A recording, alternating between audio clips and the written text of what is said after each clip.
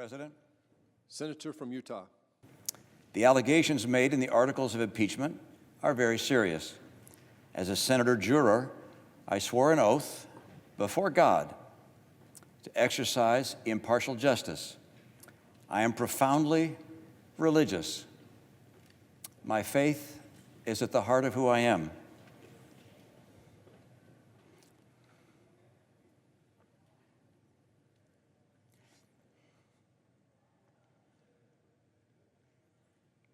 I take an oath before God as enormously consequential. I knew from the outset that being tasked with judging the president, the leader of my own party, would be the most difficult decision I have ever faced. I was not wrong. So the verdict is ours to render under our Constitution. The people will judge us for how well and faithfully we fulfill our duty. The grave question the Constitution tasks senators to answer is whether the president committed an act so extreme and egregious that it rises to the level of a high crime and misdemeanor.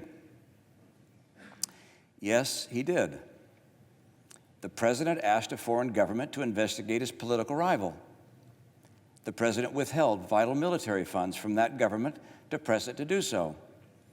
The president delayed funds for an American ally at war with Russian invaders.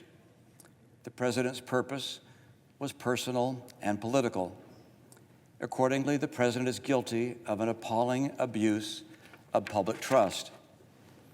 What he did was not perfect. No, it was a flagrant assault on our electoral rights, our national security, and our fundamental values.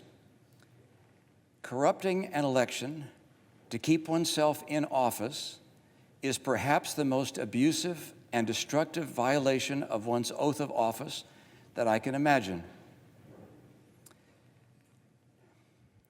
In the last several weeks, I've received numerous calls and texts. Many demanded in their words that I stand with the team. I can assure you that that thought has been very much on my mind. You see, I support a great deal of what the president has done.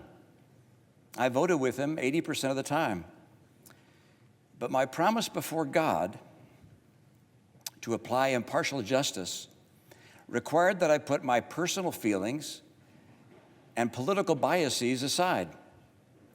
Were I to ignore the evidence that has been presented and disregard what I believe my oath and the Constitution demands of me for the sake of a partisan end, it would, I fear, expose my character to history's rebuke and the censure of my own conscience.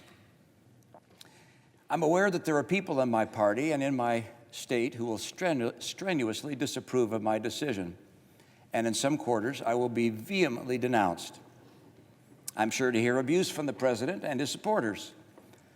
Does anyone seriously believe that I would consent to these consequences other than from an inescapable conviction that my oath before God demanded it of me?